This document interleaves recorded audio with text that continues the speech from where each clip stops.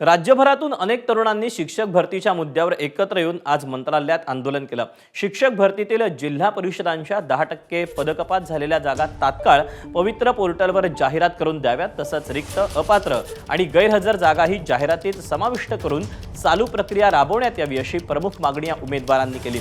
तसंच प्रमुख 4 मागण्यांसाठी मंत्रालयात या उमेदवारांनी आंदोलनाचं हत्यार उपासलं। हे तात्काळ झालं नाही तर आम्ही आत्मदहन करू, आम्ही रस्त्यावर आपलं जीवन संपवू असा इशाराच या उमेदवारांनी सरकारला दिला।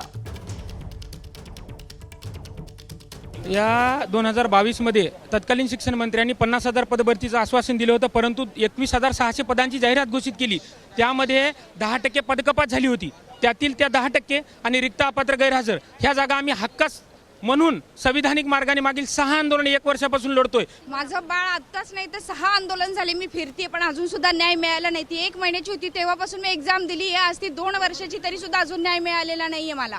परीक्षेच्या एकही जागा दिल्या नाहीत। आम्ही कुठून संस्थेसाठी पैसे भरायचे, 10% रिक्त, अपात्र, गैरहजर जागा देतो म्हणून आम्ही उपोषणाला बसलो, 3 दिवस उपाशी बसलो, तरी जागा दिले नाही त्यांनी। आम्ही अशी अधिवेशनं करत आहोत आणि नपा मनपामध्ये अपलोड केलेल्या जागा सुद्धा आता दिसत नाहीयेत। म्हणजे आमच्यावर किती हा मोठा अन्याय आहे।